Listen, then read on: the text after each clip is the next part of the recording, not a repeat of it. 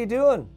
Colin Daniel here from riffninja.com, promoting my new DVD lesson, The Essentials of Blues Slide, and you can find out more about that at riffninja.com/slide. And I'm going to discuss how to play 12 bar using the dominant 7th progression, or the dominant 7th tuning. If you don't know what a dominant 7th tuning is, I'll briefly go over it right now. It's D, A, C, D. Sorry, try that again. D, A, C, F sharp, C, and D. From the 6th to the 1st. D, that's 6th string. A, 5th. C, 4th string. F sharp, 3rd. C for the 2nd string. And D for the 1st.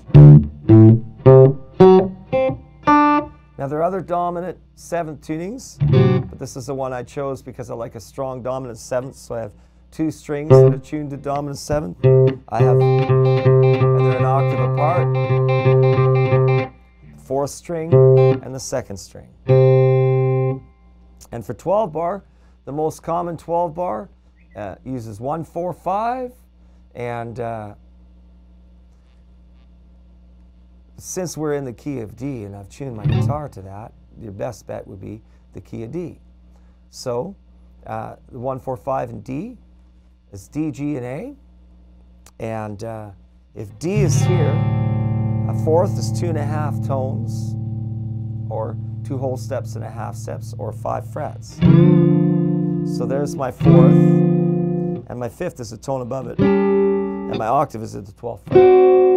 Which is, I like to use that too, right? Because even though my guitar is tuned to D7,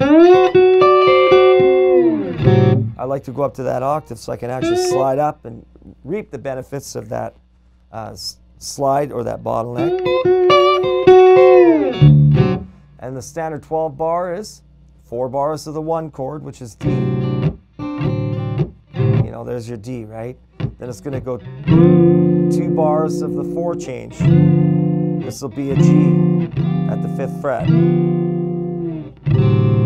Back to 2 bars of the D. Now that's 8 bars now, right? Because we've done 4 bars of D, 2 bars of G, 2 bars of D. Now the last 4 bars. In the standard 12 bar, this will be A, 7th fret. So 1 bar of A, 1 bar of G, back to the D, and then a closing riff. And if you're going on, I'm going to go through it again because it's longer than 12 bars, right? Then I do usually the standard is a passing note from the 4 to the 5. So G, G sharp, and A. Straight, you can play it straight because I'm playing blues.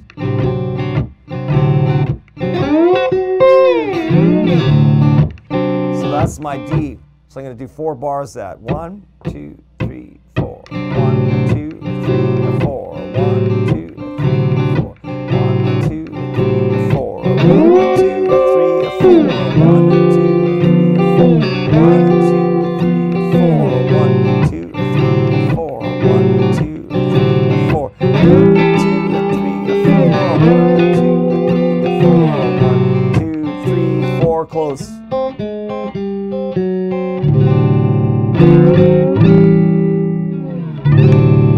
12 bar.